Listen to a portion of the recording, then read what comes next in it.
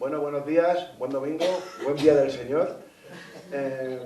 Antes de nada, yo suelo empezar mis charlas, los que me conocen y los que me han visto alguna vez, saben cómo suelo empezar pidiendo disculpas. Por varios motivos. Cuando hablo de Jesús o hablo del cristianismo, porque entiendo, o hablo de otra religión, porque entiendo que la religión es un proceso, es algo muy emocional y que puede afectar a algunos valores, algunas ideas muy íntimas, muy privadas de cada uno de nosotros.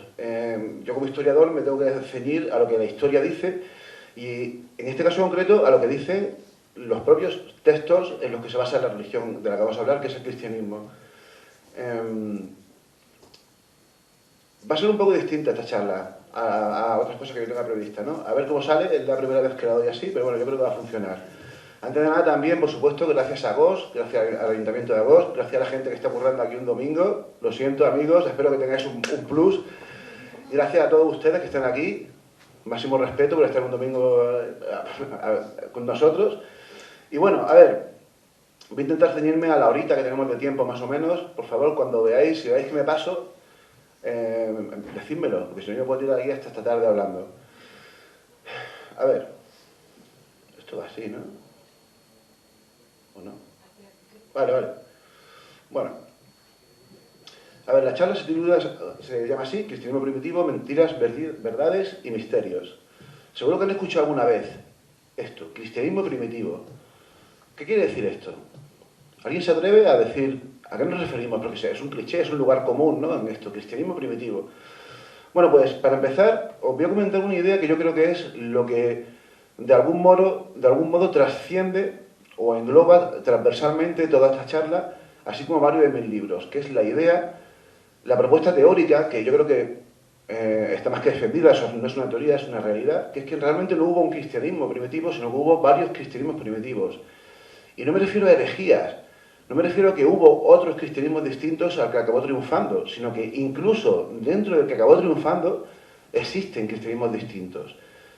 Voy más allá. Incluso en el Nuevo Testamento existen cristianismos distintos, algunos contradictorios entre sí, y algunos con ideas radicalmente diferentes sobre quién fue el personaje clave, central, el protagonista de esta drama, que es Jesús de Nazaret. A ver, en primer lugar, hay un axioma que tenemos todos los buscadores del Jesús histórico a nivel académico, que es la diferenciación necesaria entre el Jesús de la historia y el Cristo de la fe. Es decir, una cosa es el personaje que aparece en los evangelios, que es un personaje construido por los seguidores de Jesús, que están convencidos de que era o el hijo de una divinidad o la misma divinidad en sí. Aquí ya veis, ya hay un matiz diferenciado, ya hay varios cristianismos aquí.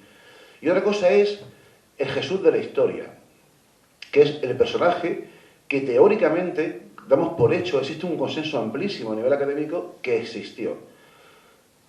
Ojo, un consenso amplísimo, pero no hay ninguna evidencia que permita afirmar que Jesús, el Jesús de la historia, existió. Ahora bien, si empezamos poniendo en duda la existencia de Jesús, casi que nos podemos ir, porque no tenemos nada más que hablar, sí. Pero sí que es verdad que es muy difícil, existe un criterio que es básico para esto, y es que es más difícil explicar los primeros 40 años de la historia del cristianismo con la existencia de Jesús que sin la existencia de Jesús. Es decir, es más difícil defender la no existencia, porque defender la no existencia implica explicar quién y cómo surgió la mentira. Y eso es muy, muy complejo. Sin embargo, es mucho más fácil defender que hubo un personaje real, un sustrato, que luego fue adornado con material legendario procedente de distintas fuentes. Que eso es lo que defendemos la inmensa mayoría de buscadores de Jesús de la historia, y repito, a nivel académico, pero también, y todo se ha dicho, hay muchos expertos, muchos exégetas que defienden que no existió. Y al final, cuando uno lee sus libros, pues tienen su parte de razón, ¿no? Pero evidentemente yo soy del primer colectivo, yo creo que sí existió, y además os voy a argumentar incluso por qué. Bueno, yo creo que todos conocemos un poco la historia de Jesús, no hace falta que la cuente, ¿no? ¿Verdad? Más o menos la tenemos clara. Ahora bien, habría que ver cuál es la historia que tenemos clara, porque como veréis, hay varias. Pero bueno, lo que sí, vamos a entrar un poco, hay una cosa importantísima que todos los historiadores tenemos muy en cuenta, y es que al final la historia es una narración Es decir, es una reconstrucción del pasado en forma narrativa a partir de unas fuentes con las que trabajamos. La gestión de las fuentes es importantísima. Es decir, lo primero que tenemos que hacer es comprobar que las fuentes que tenemos son buenas. ¿Y quién las escribió? ¿Y por qué? Si no tenemos fuentes buenas, no podemos hacer nada. Os voy a poner un ejemplo. Tiene que ver con esto que os comentaba antes de la existencia de Jesús. ¿Sabéis quién es Sócrates, verdad? ¿Existió Sócrates? Damos por hecho que sí, ¿verdad? Nadie se cuestiona si existió Sócrates. Bueno, pues no hay ningún documento contemporáneo que demuestre que existió Sócrates. No hay ningún texto de ningún historiador contemporáneo que hablase de Sócrates. ¿Quiénes fueron los que hablaron de Sócrates? Sus discípulos. ¿Os recuerda a alguien? Sin embargo, nadie se plantea que existió Sócrates. En el caso de Jesús, sí. ¿Por qué? Pues simplemente porque los discípulos de Jesús pensaban que era un ser sobrenatural, sin más. Y Sócrates no. Esa es la clave. Entonces, es muy importante entender cómo se escribieron las obras que hablan sobre Jesús, las obras fundacionales del cristianismo, que son especialmente los evangelios, los 4 evangelios. En primer lugar, tenemos 2 ideas principales, que es, por un lado tenemos las personas que le conocieron de primera mano, su familia, sus colegas, sus discípulos y demás. Y luego tenemos una serie de ideas de personas que no lo conocieron, pero que conocieron a esas primeras personas que sí le conocieron. A partir de ahí se formó un corpus de tradición oral que acabó gestando al menos 2 obras escritas. Una es el Evangelio de Marcos, que es el más antiguo, del año 70 aproximadamente, posiblemente un poco más tardío. Y luego está la fuente Q. Seguro que alguna vez habéis escuchado hablar de esto de la fuente Q, ¿verdad? ¿No? Bueno, pues os cuento. La fuente Q es un libro que tuvo que existir, pero que no existe. No sabemos si existió, pero tuvo que existir. ¿Por qué? Fijaos en ese esquema. Esas pequeñas obras, en la tradición oral, se acabó manifestando en Marcos, el primer evangelio. Después surgen 2 evangelios, que son Lucas y Mateo. Lucas y Mateo son remakes, son versiones extendidas de Marcos. Pero esa parte extendida la cogen ambos, Lucas y Mateo, la cogen de varias fuentes. Y sin embargo, en Lucas y Mateo hay un montón de cosas en común que no están en Marcos, pero que sí están en común entre ellos. Sobre todo dichos y parábolas de Jesús. Por lo tanto, a nivel teórico, tuvo que existir otra fuente escrita, que es la famosa fuente Q, que tuvo que ser una recopilación de textos, de dichos, de parábolas de Jesús, la que no hay nada narrativo, no cuenta nada de la historia de Jesús, no habla de milagros de Jesús, solamente dichos y parábolas de Jesús. Y luego hay una rara avis, que es el 4.º evangelio, el evangelio de Juan, que existe una controversia enorme a nivel académico sobre, en torno a una disyuntiva, que es, o Juan es una evolución de todo lo que estamos viendo anteriormente, porque ¿alguien ha leído los 4 evangelios?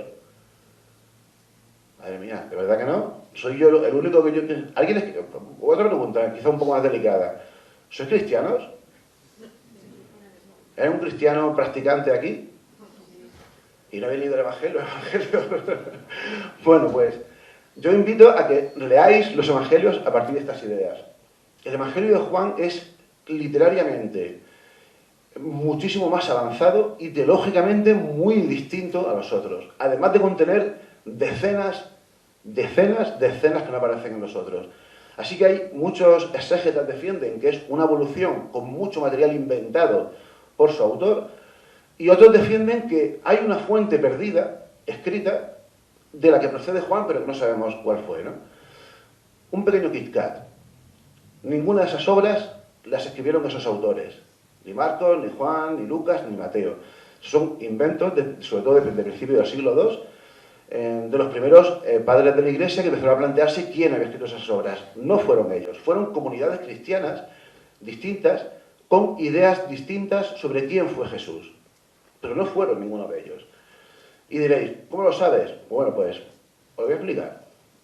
Pero fijaos, hay una cosa importantísima.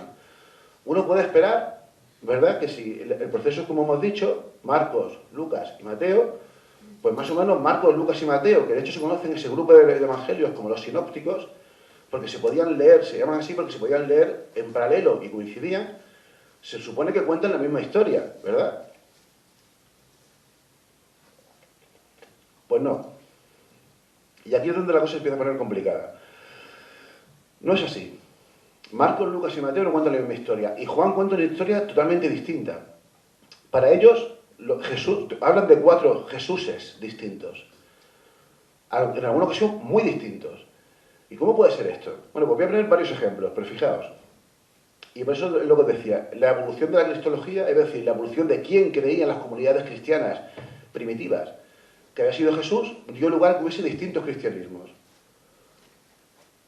Fijaos, así comienza el Evangelio de Marcos. Comienza con un señor de 30 años, Jesús, que va a bautizarse al río Jordán con Juan el Bautista, que es un profeta, que aplica un bautismo redentor.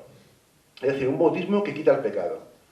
La escena evangélica es muy sencilla. Jesús llega allí, se bautiza con Juan, y en ese momento justo se abre el cielo, baja una paloma y se escucha una voz que dice: eres mi hijo amado, en ti me complazco.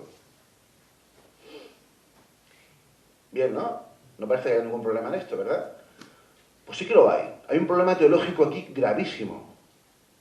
Marcos le dejó un marrón enorme a los siguientes evangelistas porque para Marcos Jesús no era el Hijo de Dios.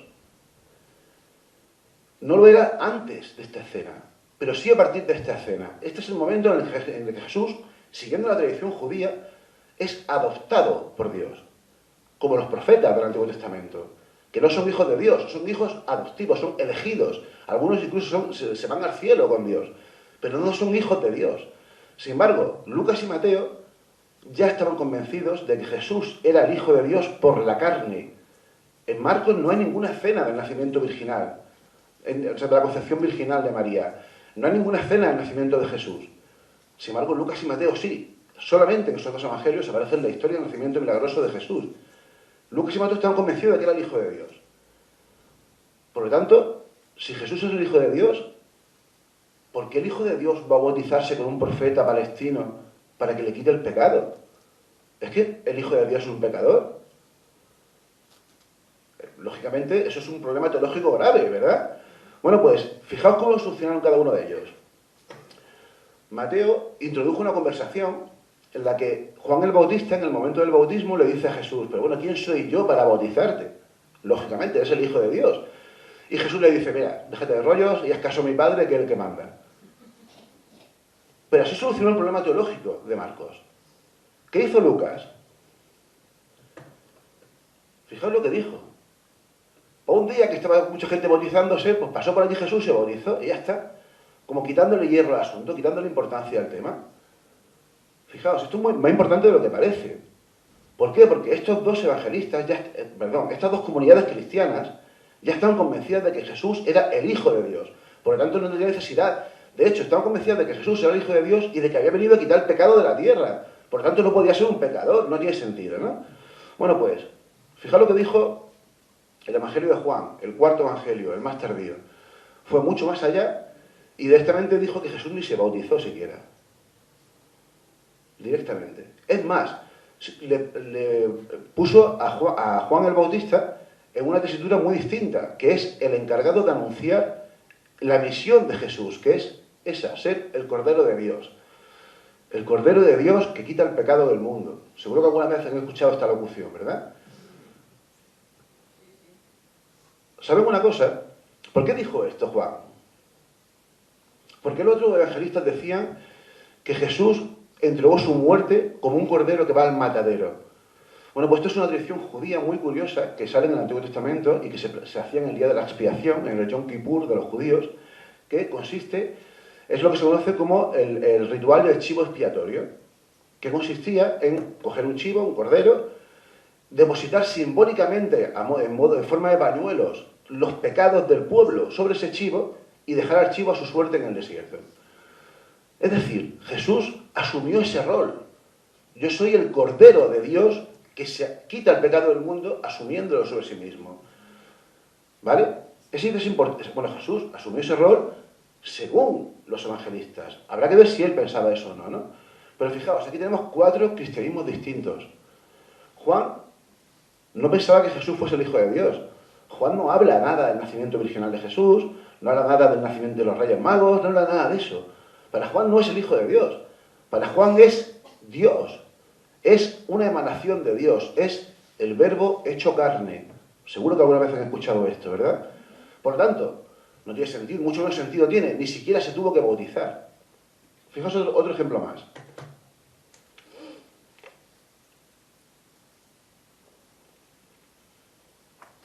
Esto se conoce como el pequeño apocalipsis de Marcos, que es un momento en el que Jesús le explica a sus discípulos que el templo de Jerusalén y que todo lo que ellos conocen va a finalizar, y además en breve. Y entonces le preguntan, creo que es Pedro, le pregunta, pero bueno, ¿cuándo va a pasar esto? Y Jesús dice, sin ningún problema. En cuanto al día y la hora, pues la verdad es que nadie lo sabe. Ni nadie, ni el Hijo, solamente el Padre. Esto es muy curioso, porque claro, como hemos dicho, el Evangelio de Juan dice que Jesús es una emanación de Dios, es Dios. Por lo tanto, debía saberlo. Pero no lo sabía. Fijaos, bueno, pues este esquema de problemas que originó Marcos, el evangelista más antiguo, y que los demás evangelistas tuvieron que solucionar, se repite sistemáticamente en el Nuevo Testamento. Y esto es muy importante. Y además, fijaos, esto lleva a una deducción muy lógica. Con esto no quiero decir que el Cristo de Marcos sea el más real. Es el más antiguo, pero ya su Cristo no es el Cristo de la historia. Pero lo que está claro que es, los siguientes Cristos, los Cristos de Lucas, de Mateo y de Juan, sí que no son ni de lejos el Cristo de la historia, porque son Cristos que están construidos a partir de un evangelio que ellos consideran erróneo, que es el de Marcos, un evangelio que corrigen sistemáticamente. Hay una idea clave en todo esto, y esto es importante que lo entendamos, y es que el mensaje principal de Jesús, y ya no hablo de Cristo, sino de Jesús, aunque también es el mensaje principal de Cristo en este caso, es que el fin del mundo y la instauración del reino de Dios estaba al caer. Jesús, y esto es probablemente una de las pocas cosas históricas que existen, como la muerte de Jesús, estaba convencido de que el fin del mundo era inminente y de que en nada, en cuestión de tiempo, de hecho hay momentos, hay versículos en los evangelios en los que Jesús dice que ya ha empezado el proceso. Está convencido de que el fin del mundo va a acabar y que va a llegar el reino de Dios, y que Él se va a poner a la vanguardia del reino de Dios, en el que, sobre todo, van a salvarse los judíos, el pueblo elegido, y quizás algún que otro gentil. Porque esto es importante entenderlo. El mensaje del Jesús de la historia no era un mensaje universal, era un mensaje dirigido única y exclusivamente al pueblo judío. Y como mucho, alguno más, alguno que se convierta al judaísmo, no al cristianismo. Os voy a poner un ejemplo. Hay un milagro de Jesús que cuando uno lo lee desde esta perspectiva, con un significado radicalmente distinto. Se conoce como el milagro de la mujer sirofenicia, que es una mujer sirofenicia, es una mujer gentil, es decir, una mujer que no es judía. Sin embargo, Jesús va a curar a la hija de esta mujer que está a punto de morir. Cuando Jesús llega, y esto aparece en el Evangelio de Marcos, cuando Jesús llega a la casa de esta mujer, le dice algo muy extraño que mucha gente no entiende cuando lee el Evangelio. Y le dice, usted cuando está comiendo, primero comen ustedes, y luego como mucho las migajas se las echan a los perrillos que están debajo para que coman los perrillos. Eso es lo que yo hago, dice Jesús. ¿Qué quiere decir esto? Que la comida que Él viene a ofrecer es para los judíos, y las migajas son para los perrillos. Para ella, que es una mujer que le está pidiendo ayuda a Jesús, le dice, te voy a ayudar, pero que te quede claro que eres un perrillo. ¿Entienden lo que quiero decir? Esto es muy importante, porque este no es el Jesús que defiende la Iglesia Católica, ni el Jesús que defiende Pablo, ni el Jesús que defiende los propios evangelios. Bueno, esto es un ejemplo perfecto de lo que se conoce a nivel académico como criterio de dificultad, que es un versículo de de Marcos, que puso en peligro, o sea, que le puso en problemas al resto de los cristianos posteriores. ¿Por qué? Porque no podían explicar ese versículo. Sin embargo, aparece ahí. ¿Por qué aparece ahí? Bueno, son otros motivos que si queréis hablamos. Aparece porque no se podía eliminar, seguramente, ¿no? Es decir, ese mensaje es importante que entendamos. Y hay que entender que el mensaje que ha llegado hasta nosotros está totalmente adulterado. Y no por la Iglesia Católica, que eso es otra cosa. Yo no soy creyente y no voy a ser yo quien defienda a la Iglesia Católica aquí, ¿no? Pero cuando hay que defenderle, hay que defenderle. Y en este caso no fue la Iglesia quien manipuló estos textos, sino que la historia de Jesús la manipularon sus discípulos. antes que nadie. Pero fijaos en esto, esta idea es esencial. Pero esta idea no solamente la creía Jesús. Esta idea la creían, por ejemplo, los esenios de Qumrán.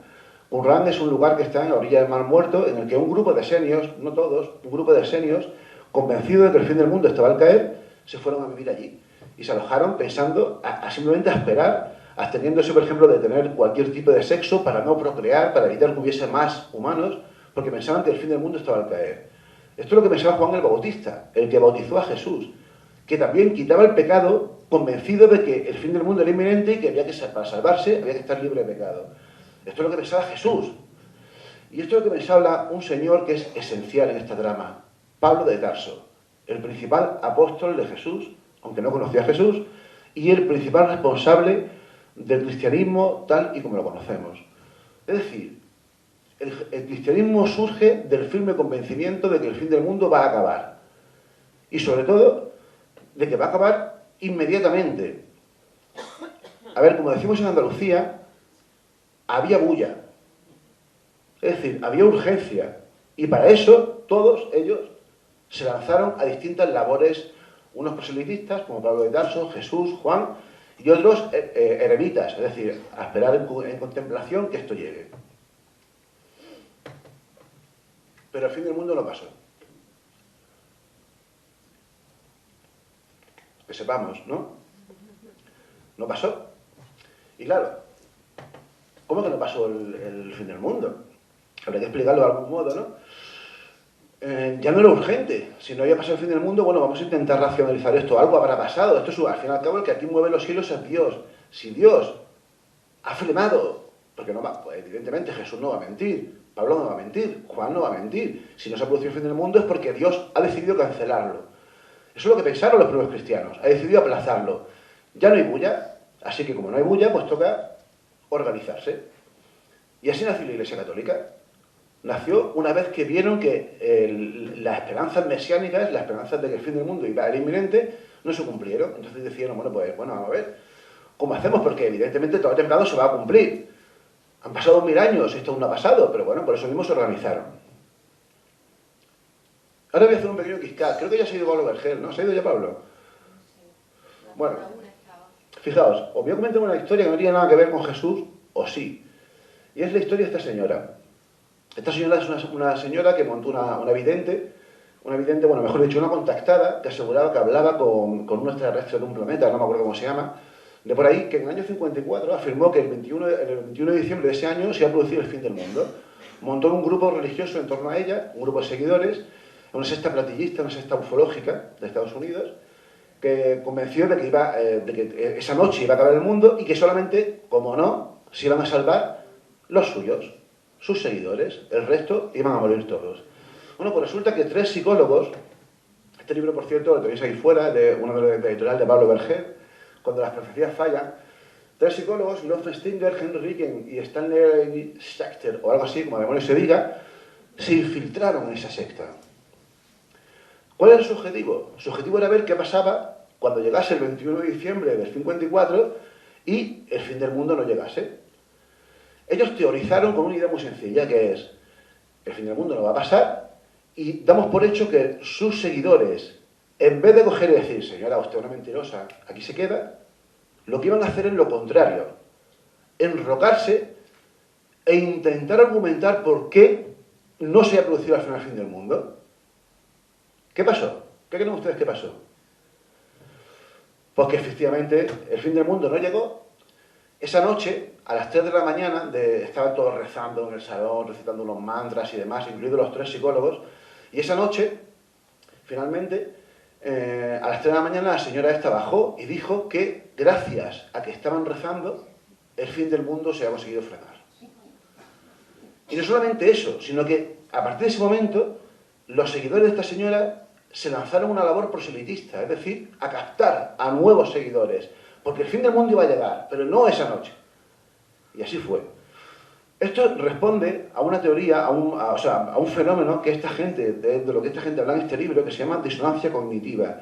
La disonancia cognitiva es algo que el ser humano intenta evitar por todos los medios, que es cuando, muy sencillo, cuando uno cree fervientemente en algo, ya sea una ideología política, una religión, la propia mujer de uno, por ejemplo, y la realidad te pone en una tesitura de que todas esas cosas pueden ser verdad. Por ejemplo, tu ideología política te está traicionando, tu religión no existe y tu mujer te pone los cuernos.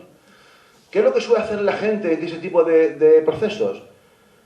Para evitar el choque que supone contradecirse a sí mismo, intentamos racionalizarlo de muchas maneras. Sobre todo cuando más tiempo, cuando más ha invertido uno en eso. Por ejemplo, cuando uno lleva 30 años metido en una secta y de pronto se da cuenta de que el líder de la secta es un mentiroso, lo normal, lo lógico sería huir de la secta. Sin embargo, no pasa eso. Pasa a veces, pero lo que suele pasar es lo contrario. Uno intenta racionalizarlo e intentar entender para evitar el choque cognitivo. Y así pasan muchas cosas.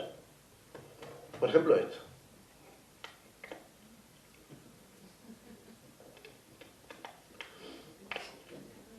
¿Algún testigo de Jehová por aquí en la sala? Los testigos de Jehová han propuesto, desde que surgieron a mediados del siglo XIX en Estados Unidos, como 6 fin del mundo concretos, con fechas concretas, que no se han producido, claro está. Ya han dejado de hacerlo, siguen diciendo que el fin del mundo va a pasar de aquí a nada, pero ya no se atreven a decir una fecha concreta. Sin embargo, los testigos de Jehová no dejan de ser testigos de Jehová por esto, siguen defendiendo que esto va a pasar. Y esto responde a la disonancia cognitiva. Mejor dicho, responde a evitar la disonancia cognitiva. Pero fijaos, eso es el Evangelio de Juan.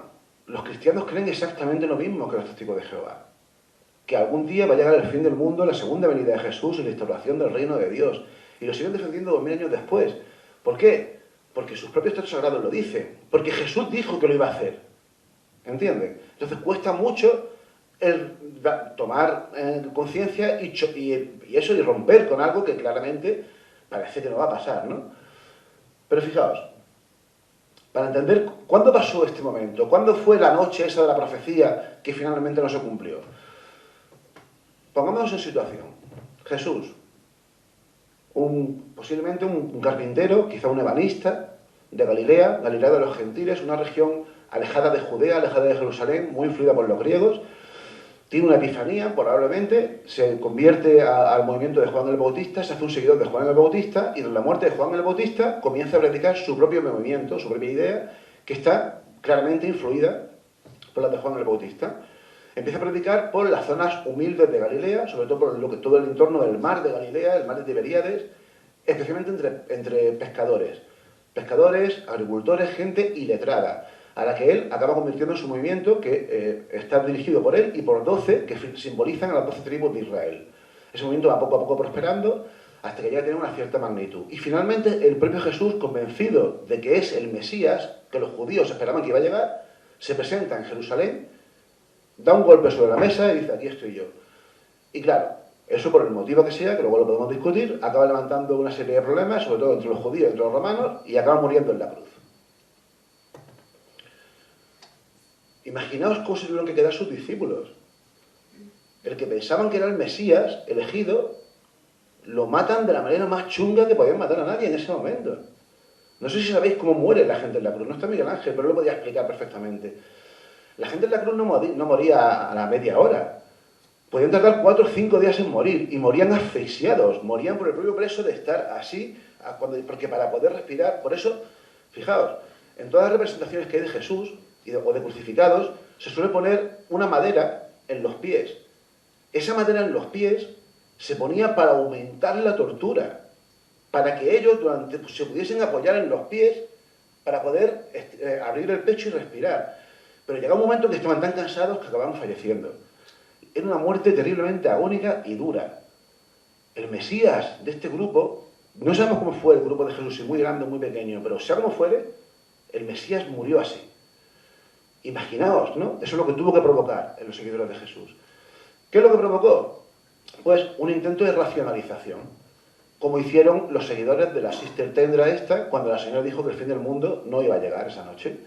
Entonces empezaron a plantear distintas opciones. Y acabó llegando una idea que la verdad que lo explicaba todo perfectamente, que es que eso formaba parte del plan divino. Es decir, que el plan era que Jesús tenía que morir en la cruz.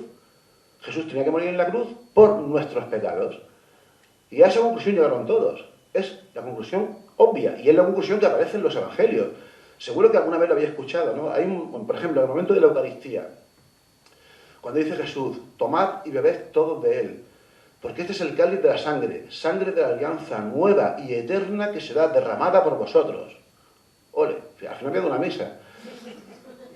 Fijaos esa frase, sangre de la alianza nueva y eterna que será derramada por vosotros. Jesús está diciendo en la cruz, o sea, en la última cena, si es que existió, que iba a morir en la cruz. Él sabía que iba a morir en la cruz. Es decir, él está diciendo, tranquilos, que hay un plan, que no es cosa mía, que hay un plan que hay que cumplir. Pero es que además dice, sangre de la alianza nueva y eterna. Y ahora voy a hacer otro pequeño quizca. Yo soy muy de quizca, muy de irme por las ramas. ¿A qué se refiere con esto de sangre de la alianza nueva y eterna? Se refiere que Jesús aseguraba, según sus seguidores, que iba a hacer una nueva alianza basada en la sangre.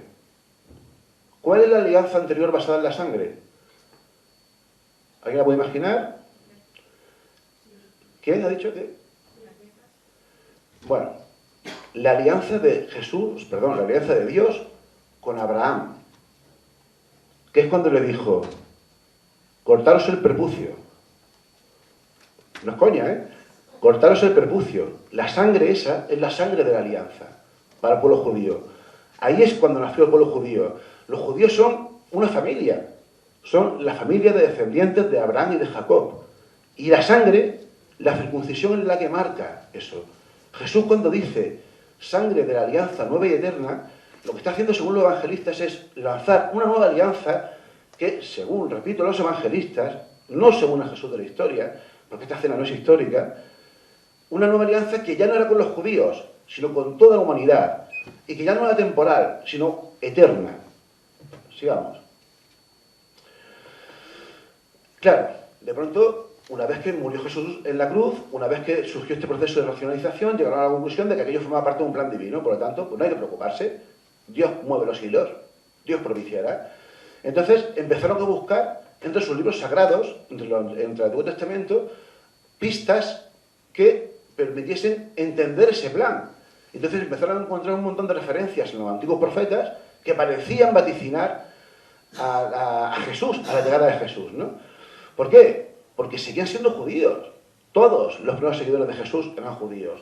Ellos no querían crear una nueva religión, como tampoco Jesús. Ellos simplemente querían entender que él era el último profeta, el profeta definitivo que venía a instaurar el reino de Dios. Pero no fue así. Jesús murió, como bien sabéis, de una manera absolutamente triste. ¿Quería Jesús en ese supuesto plan divino? Pues probablemente no. Probablemente no. Y Jesús probablemente murió convencido de que era el Mesías, pero es que no fue el único. Tenemos testimonios de varios historiadores de la época, un poco posteriores, pero de la época. Pues cuando hablo de posteriores me refiero a del último cuarto del siglo I. Por ejemplo, Fray Josefo, Filón de Alejandría, que hablan hasta de 6 Mesías distintos en los primeros 70 años del siglo I. Y todos siguen un patrón similar. Todos aseguran ser el Mesías, todos aseguran que el fin del mundo va a llegar y que ellos van a ser la vanguardia de ese fin del mundo y que solamente sus seguidores se van a salvar. Todos aseguran cumplir un plan divino y todos aseguran que tienen razón, claro. Y todos murieron de manera muy chunga, casi todos crucificados. Por lo tanto, Jesús no era nada nuevo. Hay un libro buenísimo de probablemente uno de los mejores exégetas que existe, Norman Mailer, que se llama Jesús, un judío marginal. Para que os hagáis una idea, son 6 tochos de unas 900 páginas y el hombre ahora mismo va por los Reyes Magos. No, perdón, va por cuando empieza a conocer a los apóstoles y lleva 6 tochos así, ¿no? Ese hombre es creyente, aunque es exégeta y escribe, aunque escribe desde la fe, intenta liberarse de su fe, igual que yo intento liberarme de mi no fe, para ser lo más aséptico posible y lo menos secado, aunque no se puede ser secado, o sea, no se puede evitar estar secado, ¿no? Tanto yo como él. Sea como sea, eso pasó así, ¿no? Y ahora, volvamos al principio. Y esto es importantísimo entenderlo. Estamos hablando continuamente de los evangelios, pero es que hay una cosa que no estamos teniendo en cuenta, y es que los evangelios son textos muy tardíos. Cuando hablo de tardío me refiero a que Jesús tuvo que morir en torno al año 30-35 después de Cristo. El evangelio más antiguo es Marcos, que es del 75, más o menos 70-75. Lucas y Mateo son del 80-85 y Juan probablemente del 90-95-100. Pero hay un señor, Pablo de Tarso, que entre el año 49 y el año 59 escribió al menos 4 cartas, si no 7 de las que aparecen en el Nuevo Testamento, que son auténticas, escritas por este señor. ¿Saben quién fue Pablo de Tarso?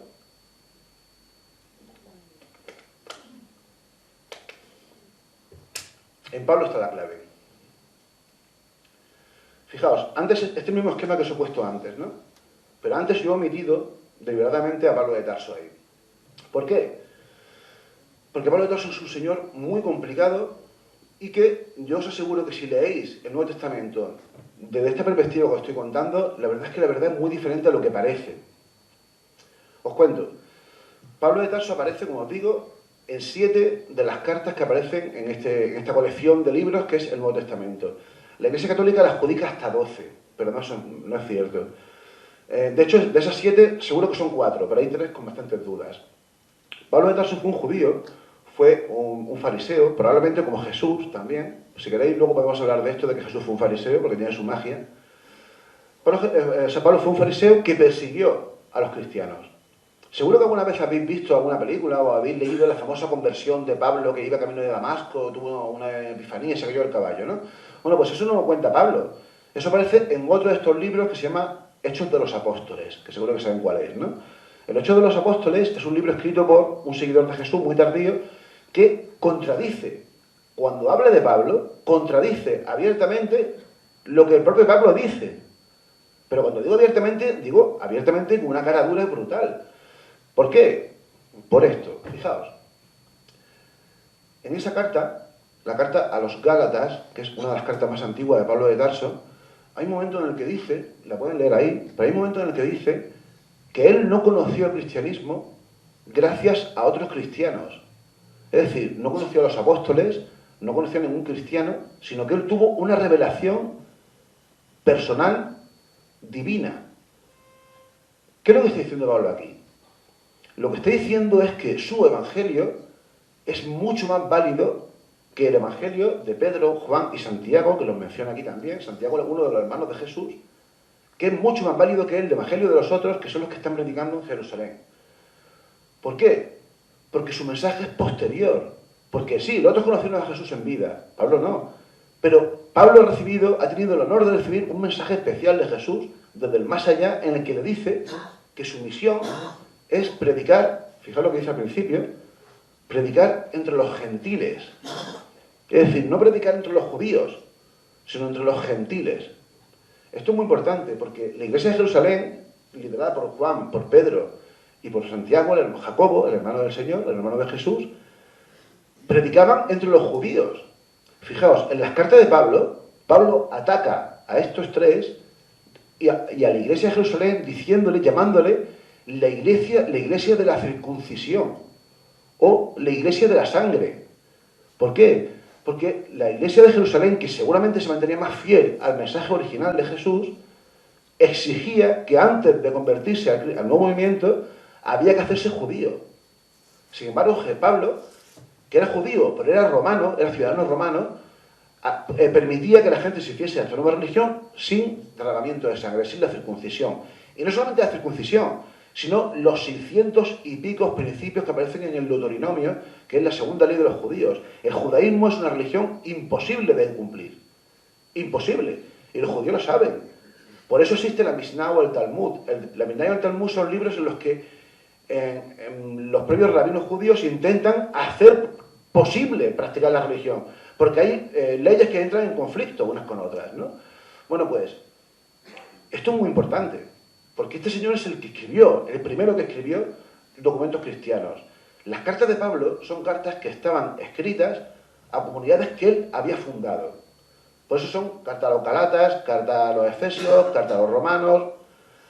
Es decir, Pablo fue el primer misionero cristiano, el primero que empezó a expandir el cristianismo por toda la cuenca del Mediterráneo. Probablemente llegó hasta Hispania. En Carta a los Romanos, que es la última carta de Pablo, dice que su siguiente viaje es venir a Hispania. Pero no sabemos qué pasó porque murió. No llegó a España, que sepamos, ¿no? Es decir, él fue el que sacó el cristianismo de Jerusalén. Y él fue el que sacó el cristianismo del judaísmo. Esto es importantísimo que lo entendáis. Sobre todo por un motivo. que es la clave de todo esto. En el año 70, y anoche lo he hablado con Miguel Ángel esto, en el año 70 comenzó una guerra entre Judea y Roma, el Imperio Romano, que como os podéis imaginar, pues acabó con la destrucción absoluta de Judea. Entre otras cosas se destruyó el templo de Jerusalén, el famoso templo de Salomón. Y a partir de ese momento, hasta ese momento, la religiosidad judía giraba en torno al templo. El templo que es donde Jesús llegó un día y echó a los mercaderes y a los cambistas. ¿Recordáis esa escena? Esa escena muy polémica y muy curiosa. Ese templo fue destruido. A partir de ese momento, la religión judía cambió por completo. Y ya no giraba en torno al templo, sino en torno a la sinagoga, entendida como pequeños templos distintos, sin un valor sagrado. Las sinagogas no son templos, no son sagradas las sinagogas, son lugares de reunión sin más, ¿no? Y durante un tiempo los judíos y los cristianos convivieron en las sinagogas, eran los mismos, hasta que poco a poco las ideas de Pablo fueron calando por toda la cristiandad. Y las ideas de Pablo acabaron calando en los 4 evangelios. Es decir, otro ejemplo importante para que me entiendan.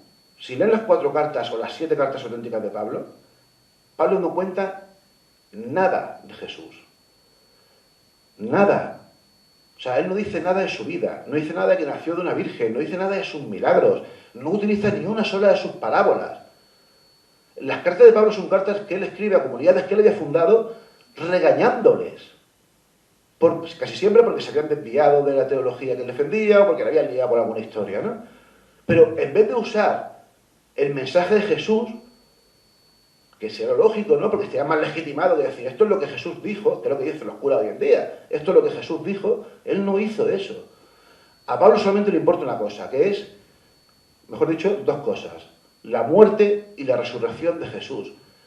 Pablo solamente habla de eso, solo. ¿Por qué? Porque Pablo estaba convencido de que Jesús con su muerte y con su resurrección había vencido a 2 entidades que él cuando escribe en sus cartas las escribe con mayúscula, porque para él son entidades, no son cosas, son seres cósmicos. El pecado y la muerte. El pecado lo venció con su muerte y la resurrección, y a la muerte la venció con su resurrección. El mensaje de Pablo es un mensaje que tiene mucho más que ver con las religiones mistéricas del siglo I que con el propio judaísmo de Jesús. O sea, Jesús hubiese estado indignado con el mensaje de Pablo de Tarso. Pero es que hay más. La Eucaristía, que como bien sabes es el acto simbólico de comer y beber el cuerpo y la sangre de Jesús, eso es lo más antijudío que existe. O sea, para los judíos es una auténtica aberración que alguien, aunque sea simbólicamente, se beba la sangre de alguien. Eso lo dijo Pablo de Tarso, antes que nadie. Pablo de Tarso inventó el cristianismo tal y como nosotros lo conocemos. Él fue el primero, él fue el que desvirtuó por completo la historia real de Jesús de Nazaret. Y a partir de ahí lo que hizo es poner en problemas a todos los seguidores que llegaron después. Marcos, Lucas, Mateo, Juan y el resto de evangelistas o de escritores del Nuevo Testamento. Porque todos están influidos por Pablo. Todos beben de la teología paulina. La Iglesia Católica actual gira en torno a la ciudad de Pablo de Tarso, no a la ciudad de Jesús. Es decir, traicionaron a Jesús. Y ahora dicho esto, bueno, bien, eso es todo un rollo fuerte, ¿no? Por ahora. ¿Bien? ¿Seguro? Bueno, ahora vamos a relajarnos un poquito y hablar de otras cosas que yo creo que son muy interesantes o muy curiosas, ¿no? Por ejemplo, el Nuevo Testamento son 27 libros. Y diréis, ¿por qué? ¿Por qué estos 27? ¿Por qué? ¿Quién decidió este rollo, no? Bueno, pues, fijaos, esto es muy curioso. No existe, hasta el año 1546, más o menos, en el Concilio de Trento, en el segundo Concilio de Trento, no se aprobó una lista oficial del Nuevo Testamento. Seguro que... ¿No había una protolista en Nicea ya? Ahí, me la has puesto a huevo, mira. No fue en No, a ver. Oficialmente no hubo una lista hasta el siglo XV. Pero hubo listas desde el siglo II. Y en Nicea ni siquiera se habló de esto. Pero sí había listas anteriores. No había una lista oficial. Lo más antiguo que existe es esto, el Canon de Muratori, que es un texto, un pequeño pergamino que se encontró en el año 1856 en Italia, que es un listado en el que aparecen 24 de las 27 obras no, perdón, 23 de las 27 obras del Nuevo Testamento. Y precisamente faltan algunas bastante complicadas, sobre todo la carta a los hebreos, que es una carta muy, muy complicada y que no, de hecho no aparece casi ninguno de los códices más antiguos. Sin embargo, aparecen otras obras que son apócrifas hoy en día. Por ejemplo, el Pastor de Hermás, o sobre todo el Apocalipsis de Pedro, que es un libro que está perdido, no se sabe ni siquiera qué contenía, ¿no? Es decir, nunca hubo una imposición de la Iglesia, igual que tampoco existe una versión oficial del Nuevo Testamento. O sea, no hay un Nuevo Testamento oficial de la Iglesia Católica. No existe. Existen un montón de Nuevos Testamentos, pero no hay uno oficial. Y eso es muy importante. Esa es la diferencia principal que hay, por ejemplo, entre el cristianismo, el judaísmo y el islam, en el que para los judíos, para los musulmanes, el Corán o la Torá son literalmente verdad revelada por Dios, pero hasta en los fallos, hasta en las comas.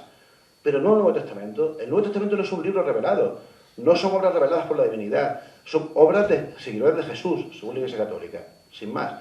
Y no eran seres sagrados, eran seres humanos, simplemente, ¿no? Más curiosidades.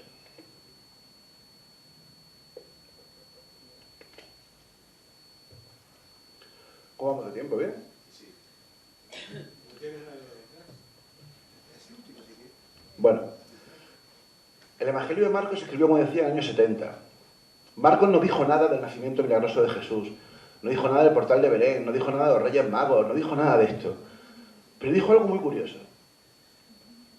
Siempre que se refiere a Jesús, bueno, casi siempre, lo menciona diciendo Jesús, el Hijo de María. Y eso es muy curioso. ¿Por qué creéis que es curioso esto?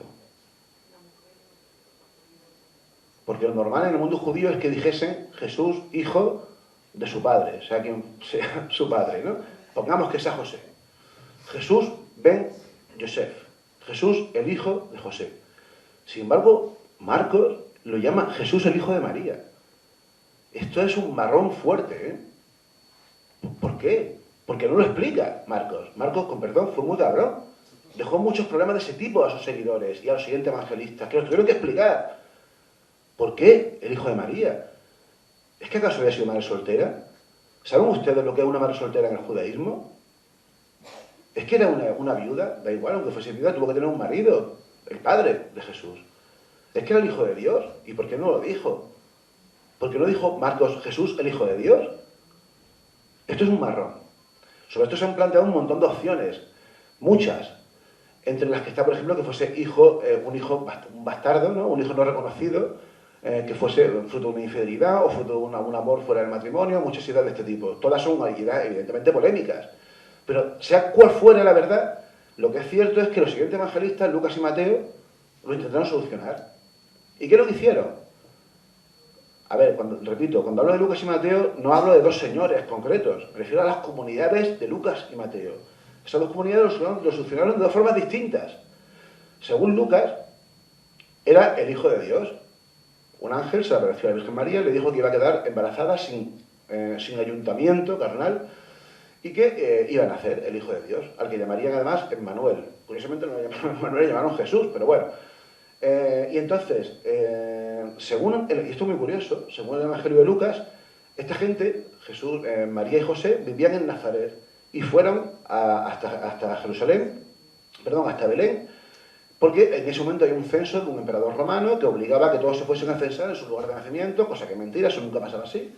Y en mitad de ese viaje, pues María que se puso de parto, tuvieron que buscarse la vida, entraron a un corral y en un pesebre pues nació Jesús, ¿no? Saben esa historia, ¿verdad? De pronto, bueno, pues llegaron unos cuantos pastores y adoraron al niño y demás. Bien, eso pasó casi al lado de Belén. Belén de Judá. Belén de Judá es el lugar en el que nació el rey David, el mítico rey David, y en el que, según los judíos, tenía que nacer el Mesías. Mateo no contó esto. Y no lo digo yo, sino que lo pueden ver ustedes. Mateo contó una historia totalmente distinta. Para empezar, según Mateo, no hubo ningún censo, ni fueron hasta allí, ni pasó nada, sino que vivían allí, vivían en Belén. Y un día, pues, nació Jesús y ya está, sin más. Pero introdujo algo muy curioso, y es lo siguiente. Al nacer Jesús, hubo un fenómeno lumínico en los cielos, y unos magos caldeos, posiblemente astrónomos, se percataron de aquello, y se dieron cuenta de que había nacido No sé por qué demonios le importaría a los magos caldeos, mesopotámicos, esto, pero se dieron cuenta de que había nacido el rey de los judíos. Y se fueron para Jerusalén. Y fueron, lo primero que hicieron es hablar con el rey de los judíos, que en ese momento era Herodes el Grande, rey ilegítimo de los judíos, pero al fin y al cabo, rey de los judíos. De todos modos, casi ningún rey realmente es legítimo. Pero, desde luego, Herodes no lo era. Llegaron allí y dijeron, oye, mira, que ha nacido el rey de los judíos. Y dijo, no me jodas, soy el rey, soy yo. Entonces, no, que sí, que ha nacido, que nos ha dicho una estrella. Entonces Herodes les dijo, oye, pues informaros, decidme dónde ha nacido y pues luego me lo decís, porque estoy preocupado por esto. Siguieron a la estrella, fueron hasta el lugar en el que había nacido Jesús, se presentaron allí, le dieron los 3 famosos regalos, incienso, oro y mirra. ¿Saben por qué lo de incienso, oro y mirra? ¿No saben por qué? El incienso por lo menos sí, ¿no? ¿No?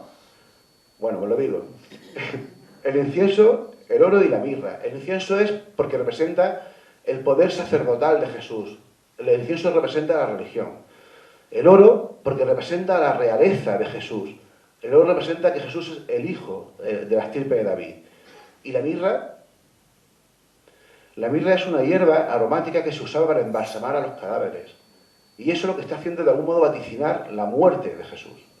Oro, incienso y mirra. Se presentan allí, le dan estos 3 regalos, ya María diría, joder, pues dame un poco de dinero o algo, porque había mierda de regalos que me dan, ¿no? Pero bueno, le presentan los regalos, ¿y qué hacen los Reyes Magos? En vez de ir a hacer lo que le había dicho Herodes, que es decirle dónde estaba Jesús, deciden volverse a su tierra y pasar de esto. ¿Qué es lo que hace Herodes? Lo seguro que lo saben, ¿no? Decide matar a todos los niños menores de 2 años y provocar la matanza de los inocentes. ¿Y qué es lo que hace la Sagrada Familia? Huir a Egipto.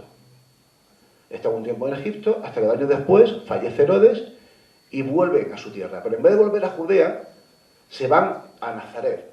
¿Por qué? Porque en Judea está gobernando Herodes Arquelao, que es uno de los hijos de Herodes, y que en la historia ha demostrado que era un tío bastante chungo. Entonces deciden irse a Nazaret, a Galilea, donde curiosamente gobierna otro hijo de Herodes, Herodes Antipas, que era posiblemente más chungo que el otro.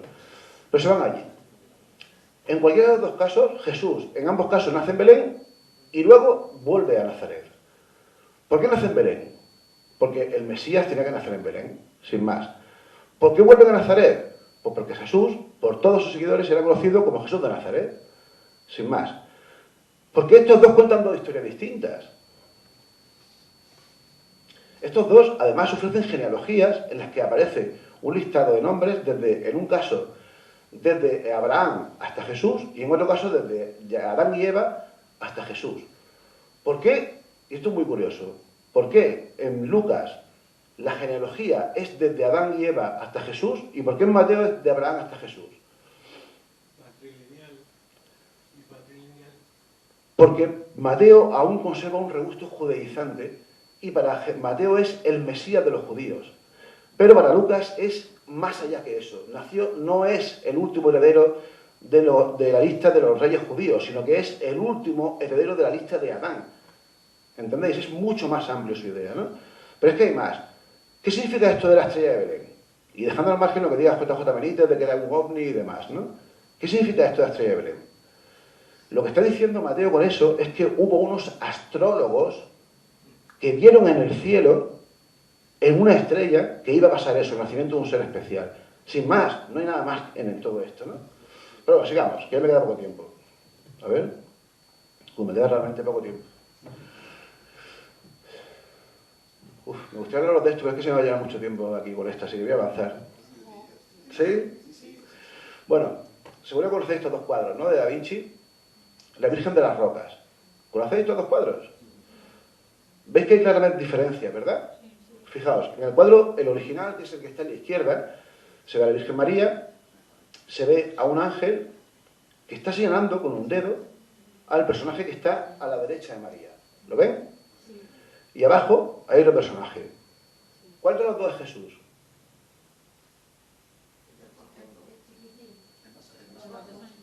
Se supone, ¿no? Vale, ¿por qué el ángel señala al otro? El ángel, ¿por qué señala al otro? El ángel está señalando a otro. ¿Ustedes han visto alguna vez el cuadro de Juan el Bautista de Da Vinci? ¿No? Si quieren lo pueden buscar en internet y lo verán. Juan el Bautista siempre representaba, Leonardo da Vinci siempre representaba a Juan el Bautista con un dedo así, apuntando hacia el cielo. Lo que está diciendo allí da Vinci es que el auténtico Mesías es Juan el Bautista, no es Jesús. Y esto fue tan escandaloso que tuvo que hacer una segunda versión, que es esta de aquí, en la que fíjense lo que pasa. Han quitado el dedo. Pero es que además le han puesto a cada uno sus atributos. Juan el Bautista ya lleva su trocillo de tela esta de oveja que llevaba, y Jesús lleva una cruz. ¿Qué es esto? Bueno, esto tiene mucho que ver con una tradición muy curiosa, que yo en mi libro hablo mucho de esto, porque me parece algo fascinante, y que incluso hay algún movimiento religioso, por ejemplo los mambeos, que defienden que el auténtico Mesías fue Juan el Bautista, no fue Jesús, y que Jesús fue un traidor. Los mambeos tienen un libro sagrado en el que incluso a Jesús lo llaman Cristo el romano, Cristo el traidor o Cristo el mentiroso. Y esto es muy curioso. Esa religión es muy antigua y es muy interesante, ¿no? Habría que hablar mucho de Juan el Bautista como un personaje fascinante, pero tenemos que seguir porque nos quedamos sin tiempo, ¿no? Pero esto, de verdad, Da Vinci es el último de muchos que han plasmado esta idea, que evidentemente es de lo más herético que puede haber, ¿no? Pero que es muy curioso y muy sugerente. Enciende si puede la luz del público, please.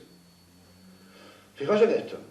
Y esto no lo digo yo, ¿eh? Esto aparece también en los evangelios. En el evangelio de Marcos, justo después de la detención de Jesús en el huerto de Getsemaní, que por cierto la canción que suena al principio de Camilo VI es de Jesucristo Superstar, y es el momento justo en el que Jesús es detenido por los romanos y por los judíos supuestamente en Getsemaní, en el huerto de los olivos. En el evangelio de Marcos, justo después pasa algo muy extraño que ha hecho que, de verdad que esto ha hecho que corra un río de tinta, y es que de pronto apareció un señor desnudo que no se identifica con, no se sabe quién es. Apareció de pronto allí desnudo y ya está. ¿Qué es esto? Bueno, hay muchas propuestas, ¿no? Yo defiendo, como otros muchos, que realmente es un señor que aparece en unos versículos, bueno, unos capítulos antes en Marcos, que es un señor, un rico, al que Jesús le dice que para poder seguirle tiene que despojarse de todas sus cosas. Pero aparece justo en este momento. Y esto es muy extraño, de verdad, porque además en Marcos es la forma de escribir de Marcos es muy sobria, es muy... no tiene ningún artificio literario, no tiene apenas nada metafórico ni simbólico. Lo que dice es lo que él pensaba que pasó, y ya está. Pero es que esto pasó. ¿Qué es esto? Bueno, pues sobre esto se ha hablado muchísimo, hasta el punto de que alguien considera que esto es un indicio de que hubo un testamento, un evangelio anterior de Marcos, que sí que contenía contenido simbólico y que fue amputado, porque posiblemente esto tenga que ver con algún rito de iniciación. Por ejemplo, existen ritos de paso o ritos de iniciación en algunos colectivos, por ejemplo en la masonería, en lo que se produce una muerte simbólica. Es decir, uno muere simbólicamente para volver a renacer, y generalmente ese acto se hace desnudo. Porque uno vuelve a nacer, uno nace desnudo. Y nace limpio de todo para volver a crear una nueva personalidad, ¿no? Y hay quien defiende que esto tenga que ver con eso. Y esto. Zombies en el Nuevo Testamento. Y no lo digo yo. Según Marcos, también, en el momento que se produjo la muerte de Jesús, sucedió eso que escribe ahí. Es decir, se abrieron las tumbas y empezaron a salir los muertos, y los muertos empezaron a moverse por Jerusalén. Evidentemente esto no aparece ya en los otros evangelios, esto fue una de las cosas que amputaron. ¿Qué es esto? Bueno, pues esto es una cosa muy curiosa, y esto es un problema teológico también que en ese momento los cristianos se planteaban. Si Jesús, después del escándalo de la cruz, después de la racionalización que le llevó a pensar que era el que venía a quitar el pecado del mundo, los propios seguidores de Jesús dijeron, vale, bien, nosotros que somos tus seguidores nos vamos a librar. Pero ¿qué pasa con los que han muerto antes? Y si los que han muerto antes han sido buenos, ¿que se joden o qué?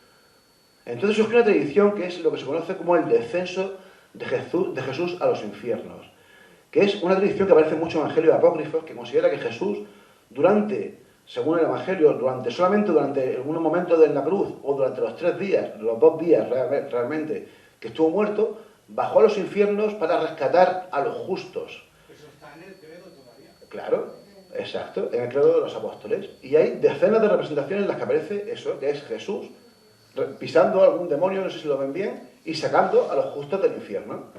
Bueno, pues eso es lo que quería decir Marcos con esa escena. En el momento en que murió Jesús, todos los justos empezaban a salir de sus tumbas, en un momento muy Walking Dead, pero bueno, lo dijo él. Fijaos, ya casi que termino, de verdad, ¿eh? Otro momentazo increíble que mucha gente no entiende. En el momento en que se produce la muerte de Jesús, se dice que se rasgó el velo del templo. ¿Qué es el velo del templo? En el templo de Jerusalén existía un lugar, el lugar más sagrado era el Santo Sanctorum, que era el lugar en el que estuvo el Arca de la Alianza, y que era un lugar en el que solamente podía entrar el sumo sacerdote del templo, y además solamente una vez al año.